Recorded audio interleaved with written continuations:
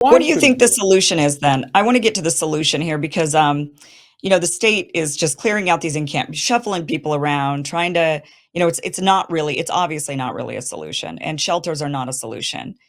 And certainly shelters aren't even a long-term solution. So even if we could put everybody in a shelter right now, these are not long-term situations for people. So what is the long-term solution? I mean, look, I'm a big fan of building tiny homes somewhere. I know also in Venice Beach, one of the big problems was the city had proposed building some sort of a shelter for all of the homeless to clean up the homeless encampments along the boardwalk. And that was fiercely fought by all the residents. I had residents knocking on my door saying, sign this petition. We don't want this here. And my response was always, no, I'd rather them be in the building 4 blocks away from the beach, because people would complain and say, why do they get to have beachfront homes, 4 blocks from the beach in a big shelter building when I had to pay $1 million from my house and a tiny shack right on the beach. And my Yeah. response was, you paid the $1 million so that you could walk along the boardwalk and enjoy it. You can't right now. You would be better off with these people living 4 blocks from the beach in a shelter so that you could. I'd always try to tell them, think of it selfishly. Think of it, just don't think about them and what they're getting. Think about what you're getting. You're Right. getting a free and clear boardwalk for you to enjoy the beach without having to worry about walking through encampments or stepping over needles or whatever it is that that we're dealing with now. Literally, it got to a point where they stuck a porta potty outside of my building. That is when I was like, I've had enough. I've got to move. I don't. I already am literally stepping over sleeping homeless people outside of my back door. In the alley, there'd be some guy lounging out there and have to step over them, literally. I mean, we were living like this, and it was absolutely frustrating for all of us. Nobody wanted to live like that. No one wants homelessness to continue. But there were tons of roadblocks, and those roadblocks came from oftentimes supposed liberal, loving residents. They're the ones that are voting Democrat all the time, that think that they're the most giving, charitable people, but then they are huge roadblocks towards building shelters that people will actually, or individual little rooms, as what I think that they were kind of proposing, sort of like a big parking lot where they were using for buses. They were going to convert that. And I think they eventually did. Last time I was there, I feel like I saw that I did see that parking lot was filled with some sort of shelters, and there were very few homeless people on the boardwalk, and it was nice. So, the residents fighting that, it doesn't make any sense when it's actually beneficial for the neighborhood. It's beneficial for the residents and the businesses, and it's obviously beneficial for the homeless people. It's beneficial for everybody. It is, right? Yeah. But they were maybe having hopes that rather than that parking lot being turned into, tiny homes for a homeless encampment, that instead it would become some big fancy high rise that would raise the property values. I think that's what they were thinking. Yeah. But uh, so how do we, so, there is that problem. Then the question they would have is, well, why can't we just move them out somewhere far away? Like, why do they have to be in Venice Beach, where it's one of the most, I moved away from it and didn't buy a house there because it's one of the most expensive areas of LA.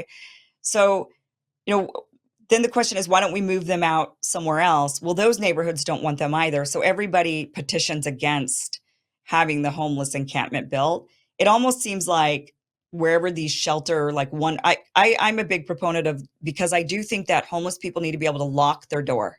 They Yeah. should not be living in unsafe circumstances. I know if my family members ended up homeless, or I die one day and my child ends up homeless or whatever, I want them to lock a door. I want them to be able to lock a door and make themselves safe. So they got to have So some like room, like a room with a, stove and a microwave and a sink and and a bathroom, and or whatever, right? I mean, what's the solution? yeah, so I liked, in San Francisco when they invented containerized shipping, about 60,000 dock workers lost their jobs.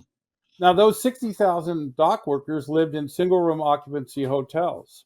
So they had their own, like, they had their bathroom, like a way to cook, that wasn't fancy, but there were 60,000 people living Yeah. independently in those places and then going out to the docks to work.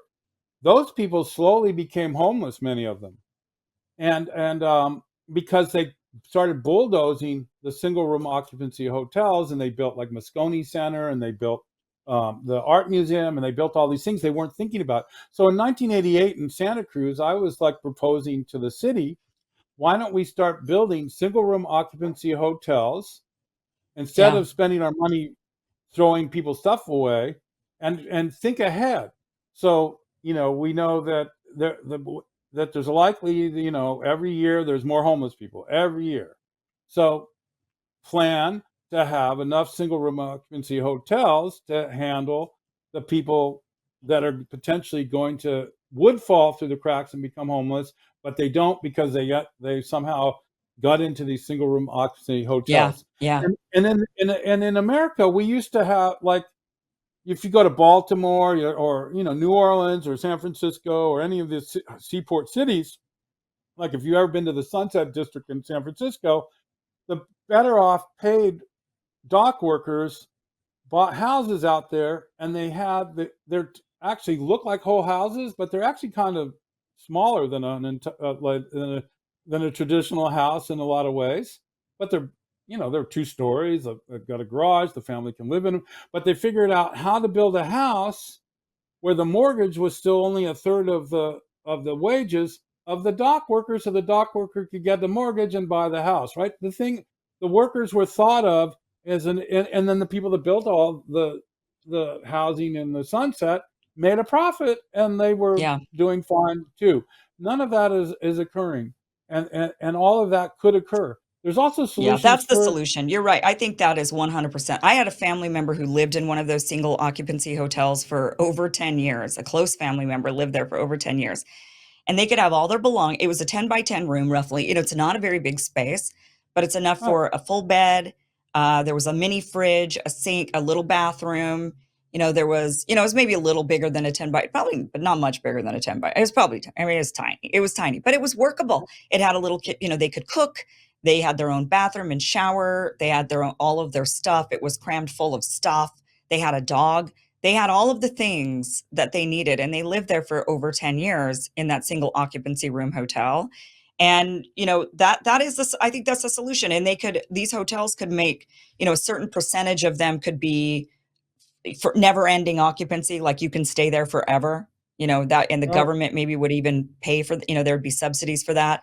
And then maybe a percentage of the rooms have to be for the transient homelessness, and those people stay in that room until maybe then government services come along and help them find a more permanent single occupancy hotel room somewhere else in the city. They don't have to be very large. They could have, 15 rooms or 10, each hotel building. They'd be inconspicuous. People in the neighborhoods wouldn't even notice them really. Um, that is yeah, you wouldn't 100% know the that they were solution, home. Yep, right? and You wouldn't then even so know that like. they're homeless. Yeah, low income people, like say once you turn 65 or 67 or whatever, your Social Security money is set by federal law, right? So you're going to get like $1,100, $1,200 a month. Then Yeah. why not have your housing, like, so you're getting your check, your Social Security check's never going to change unless cost of living income. But like when my cost of living went, uh, when the COLA just happened, all of us lost our food stamps. We got cut by Yeah. much more than we made by cost of living. But anyway, so that they could be a system, and that would reduce the amount of homelessness by a huge amount, and it wouldn't be these huge, public housing facilities like we No, and those saw aren't in even the. safe. That's too many Yeah, people. You've got to have people yeah. you got to have workers there that try to keep it safe and civil. It's too much. That's too much. Yeah, no, It's that got to was be such a these. failed policy. Yeah. And then the other thing that happens is the lease on all the public housing went, because the only way they could get public housing is they agreed there would be an end to it, and the property owners could then make it market value. So that's when a huge amount of people became homeless because they bulldozed a lot of those properties, Yeah. which people were happy with because it was horrible. There'd be, you know, yeah, I've spent a lot of time in public housing projects before they started taking them down. It was screwy, but at least you were. In fact, that's how Food Not Bombs got its name. I was bringing food, produce from my grocery store, Bread and Circus, to the women that lived in the public housing in Cambridge on Portland Ave, and across the street they had just completed this brand new amazing glass building that turned out to be called Draper Lab, where they're designing the guidance system for intercontinental nuclear missiles. And the women pointed that out. But they were complaining like crazy about how their plumbing didn't work, the electricity didn't work, and they actually had probably some of the best public housing anywhere. It was in Cambridge, but still, it was a big drag for them. But the thing is, if you had single room occupancy hotels where the management actually fixed the stuff, and you could come and Yeah. go when you wanted, and your income was because right now the fastest growing number of people becoming homeless are people over 65, and I Yeah. can't tell you how many times I've had a divorced woman or a widowed woman or a woman that was single have their car towed by the city of Santa Cruz, all their belongings thrown away. They come to Food Not Bombs and ask if there's a women's shelter. We have a women's shelter for battered women, which is a really beautiful thing, but you have to be, your batter has to be at an address that you're fleeing. So if you're a battered woman living outside with a husband that's battering you, you can't go to that women's shelter. But most of these cases, these are just women on their own. I hand them a $35 pup tent and a $25 blanket or a sleeping bag, and we walk the poor 70-year-old, 80-year-old woman to some bushes that we think might be safe for her to sleep in. We try to find another younger homeless person to camp next to them, and imagine having, being that elderly and having to climb off the ground every morning to go to the bathroom, or all night long climb. It's unbelievable we're treating our Yeah. seniors that way. And there's a lot of these people like that. So the thing is that that person probably has Social Security, maybe a pension. All the pensions are disappearing rapidly. And there could have been a way that when her husband died, or it looked like she was going to be evicted, or she got the divorce, that there'd be a system where you would go, okay, there's a single room occupancy hotel over here. You go there, but then it's just Yeah. not thought out. It's actually It's everything got to is a be. barrier. And in the ridiculous thing about this here in the state of California, there's really no barrier to this. I mean, besides the only barrier would be besides the homelessness industrial complex, or housing industrial complex that might want to siphon all the money, right? The $26 billion. I mean, you've got to get around that, of course. I don't know legalities of when neighborhoods petition and say we don't want that here. There's got to be. I would think that there could be an executive order signed by Gavin Newsom where he says we don't care. It's going to go where it goes, and you guys don't have any say, right? I would think that they could push for that. The only thing that I would think, the only other barrier that I could imagine, but it's not a barrier here in this, it's not a barrier in the states actually dealing with homelessness, because the states dealing with homelessness are super democratic states with all Democrats running everything. So they don't have the excuse of Republicans don't want to give freebies. They just don't have that Right. excuse. The Yeah. Republicans that say, I don't want to give out handouts. Oh, well, you're not even running the state. And so in this situation, if you're considering giving up, and what my perspective always has been on it is that, look, okay, you could be totally against freebies, and that's fine, but you are free if because people say, oh, I pay my mortgage or I pay my rent. Why does somebody else get it for free? And I would say you would be, if you want to go take that single room occupancy hotel for free, you can. You're able to go Yeah. live there too. If you don't have to live where you live now, you are free. That's available to you too if you have nowhere else to live. It's just that you don't want to live in a single occupancy room hotel. Most people don't. And so you choose to get a job and to work and, do all of these things that you think you're doing, that you think you're making better life choices. Well, you're making those better life choices, right? And you're not living in a single room occupancy hotel. So, but it's there Yeah. available to you too. It's a freebie there for you too. It's not just a Yeah. freebie for these people. It's also a freebie for you. You just are choosing not to take the government in on that, right? Fair enough. I wouldn't, but unless I had to, and if I had to, I'd be so grateful it was there. Yeah. That's just and I had recently a family member a year ago nearly go homeless, and it was a crisis. They were being evicted, and there was really nowhere else to take. And I called around these single room occupancy hotels here in LA looking for one that would take my family member. They were full, or they were really expensive, or there was the option, but it was just the cost of them. It would be good if there was, government subsidies on this, which they did have government subsidies for some of these, but my family member would have to apply for that. It couldn't have been, I couldn't really, unless I got conservatorship, I wouldn't have been able to actually go forward and do that. It's like, it's really tricky, but we can make this process simple, and we could build these hotels. And in the state of California, there aren't Republicans actually blocking it. So they could clean up homelessness tomorrow if they wanted to start taking that 26 billion and building these single room occupancy, or converting plenty of old motels and other buildings into these. Yeah, right now in the Bay Area, there's 25 empty units for every homeless person in the Bay Area. 25, right? Um, so there already there could be They're ready. laws that Yeah. were created to allow people to access these and still have the landlord or the whoever's owning the property still get Yeah. money and people move in. But people like particularly on the coast, and this is the case in Venice, I'm certain too.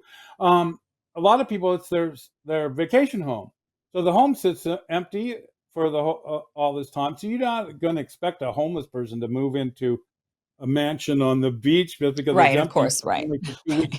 But the thing is that, like for instance, Finland um, passed laws that and they're often called the gold standard of ending homelessness. And one of the things they did, and it's been proposed a few times in California, but it's never passed, and that is to have a tax on empty properties that is enough to make it so you want to Fund. actually Yeah. rent to somebody. So Oh, there, okay. so that kind of thing could happen.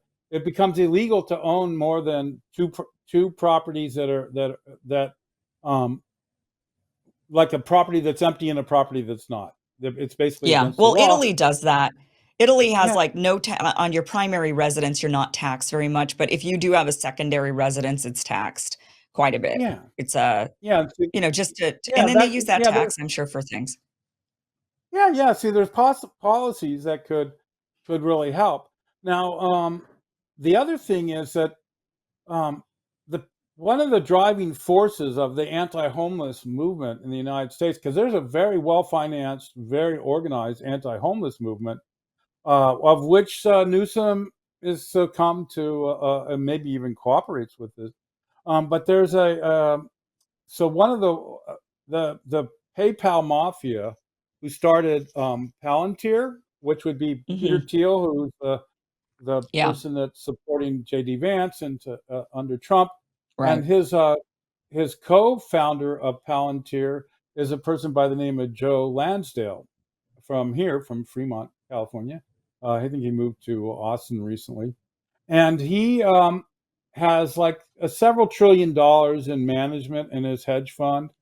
He was originally provided money to start Palantir from the Central Intelligence Agency, and his main client was the CIA for many Right. years. This is when they did away with total information awareness that the federal government was doing, and they had to privatize it because people were objected to that level of spying. So Palantir is like an Uber AI spy corporation. They're the ones that helped with the targeting of people in Gaza. They're Yeah. targeting Russians and so on. So Joe Lansdale started the thing called Cicero Institute, and he's pushing laws to criminalize the homeless. They wrote an amicus brief to try to get Grants Pass versus Johnson overturned, and they give model anti-homeless laws to states to pass. So relatively recently, about maybe in the last year or so, Kentucky passed an anti-camping law for the any public areas within the state, maybe even again, and obviously private areas you have to get permission to do it. But the it also has a stand your ground aspect to it. So you can shoot a homeless person that's not cooperating with your efforts to have their encampment moved, and you're protected from prosecution. He's trying to get these. So what happens is like like because of the Supreme Court ruling, uh, now it's a crime to be homeless in California, so you can in fact Fresno is introducing a law where if you're just found wandering around and you're homeless, you can be arrested and charged with a misdemeanor. So So, I'm not totally that, against the criminalization of homelessness as long as we have another place for them to go. If the sentence is not jail, but the sentence is single room occupancy hotel over here, then this is where you have to live and you can't live on the street anymore, then I'm okay with that. You know, if they say you have to stay here. This is now once you're there, you can put in for a transfer. If you don't like this particular one, it's not in an area you like. You know, maybe they could even write a law where they say if the person is gainfully employed, it needs to be within a certain radius or bus route for them to be able to feasibly get to their employment, you know, in a reasonable time frame, you know, within an hour. Something, you know, they could they write complicated laws all the time. They could make this one with all of those different nuances and caveats of where their family might be or where their employment might be or where they're from, but then also just say, look, you're not allowed to live on the street anymore. You just can't. It's illegal, but here's your alternative. If they're not providing an alternative, this is obviously a problem. If they're just going to find people tow their RVs or tow their cars, that's obviously a problem. I don't mind them towing the RV, so as long as they're not impounding it, causing the person to pay a bunch of money to get it out, but instead they're saying your RV goes to this parking RV spot where we now park it, and this is where you can have it, and you can live here on this lot with on your RV. You just can't be here, right? Like as long as they're giving them a feasible alternative, and it's not riddling them with criminal records and fines, then I think it's fully fair for the rest of us to have homelessness cleaned up. I mean, looking at it from both perspectives, it isn't fair to the people living in these neighborhoods who are not homeless, and it's certainly going to be better for the people who are if we can actually house them. And then look, if they, because of the freedoms of America, if they don't think they have a drug problem, if they don't think they're mentally ill, and they're at least living in a single room occupancy hotel, they can continue to not get treatment, I suppose, but at least have a place to live and given the key and said, this is yours. Here's all your stuff. You know, this is where you live now. That to me just seems to be the only viable solution that makes everybody happy. And even if some people are not happy, but like I said, the only people that aren't going to be happy about that are the people, you know, the residents of certain neighborhoods that don't want that particular 10-room occupancy hotel built in their neighborhood. Tough luck. And then the other group would be those that say, I don't want freebies given out. Tough luck. You don't live, well, they don't live in the state of California anyway. They're not here. They moved to Texas and Idaho and Florida and everywhere else. So it doesn't matter what they think. Um, that to me just seems like the only real viable solution forward. What is the likelihood, where I want to wrap it up here, Keith, but what is the likelihood that the state is actually, are they even proposing building these? Are they even proposing moving forward with this? This seems like the solution. well, what the seems like the state's concept is that they build a lot of condos and stuff that'll bring the price of housing and rent down. That's what the strategy that they're currently doing. But That that's doesn't really certainly not work. working. No. No. So this Not what when you're looks dealing like with what somebody who's not employed. You know, these are homeless people that are not gainfully employed, that group.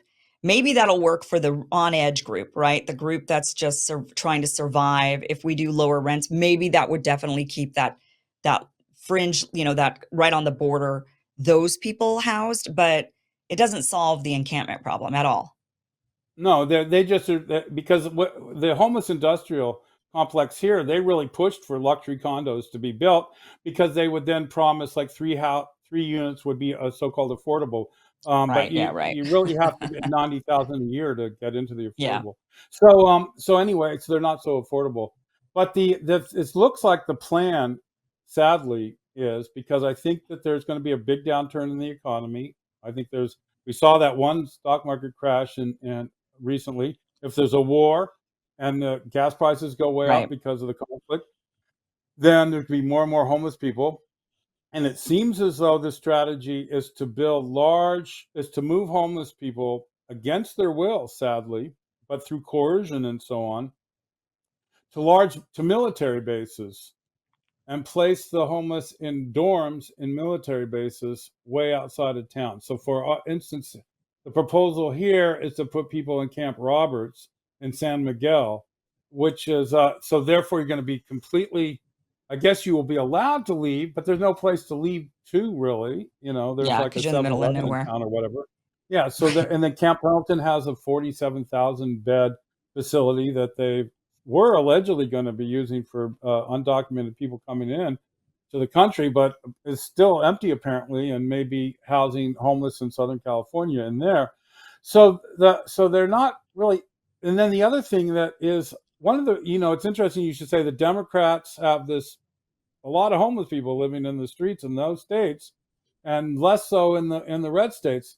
And part of the reason is that the homeless industrial complex is kind of a patronage uh, industry where the Democratic Party is very linked up with the homeless industrial complex and making sure that their friends are being funded, right? Hmm. And and so the way then the people managing the homeless industrial complex then spend their money helping their friends and so on with whatever it is, and there's no like organized, well thought out system to just actually move in a direction where you have single room occupancy hotels. Like Santa Cruz is we have some of the wealthiest people in the world living here.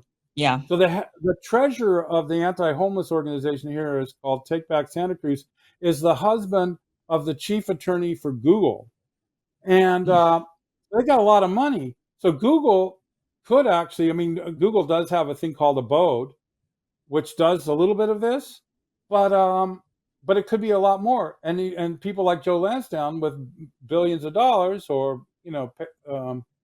they could be either taxed for the purpose of building single room occupancy hotels.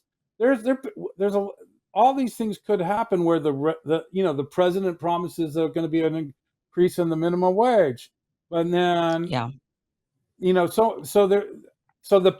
there has to be this less hatred for homeless people and more realization that makes our whole life better for all of us. And you were pointing out this one thing about wouldn't the people in the single room occupancy hotel away from, then if you walked on the boardwalk in Venice Beach, you wouldn't have homeless people. I remember seeing an Right. interview of a super rich guy in Germany, and he said, I like the fact that we provide for everybody in Germany, and therefore I can go to the cafe downtown in the plaza and I don't see people struggling. And even Right. though I'm one of the wealthiest Germans, I that makes my life as a one of the wealthiest Germans a really pleasant life because I can go anywhere I Right. want in Germany. I mean, sadly, that's not so much the case anymore, but it was, and It's better we, for everybody. It's better for yeah, it's everybody better for to everybody. house these people. It's better for Yeah, everybody. There's no doubt yeah, about it. And that's what I mean. Even if a person looked at it completely selfishly and they didn't care at all and they thought they were human vermin, right? Even if they were that type of person, it's like, look, it's going to be better for you because you're going to be living, you want to go walk on the beach and not see homeless people, or you want to walk downtown and not smell the encampments, right? You want to be able to do that. So to make your yeah, life nice, then it's good to provide this for people, but it's also just a humanitarian, it's a it is it's just better for society. It's better for us in so many ways, not only just from a humanitarian perspective, but just it is better for health, safety, cleanliness, mental health. It's better for absolutely everybody. So I think we solved homelessness, Keith. We just have to get the state to solve it. We have to get the state to agree to build or to convert existing buildings into these single room occupancy hotels. Hey guys, this was just a clip of a longer show. Catch the full show by going to KimIversonShow.com. It is free. It airs Monday through Friday, 5 p.m. Pacific, 8 p.m. Eastern. You could go back now and watch this full interview. I highly recommend it. Again, go to KimIversonShow.com. Thank you so much for watching.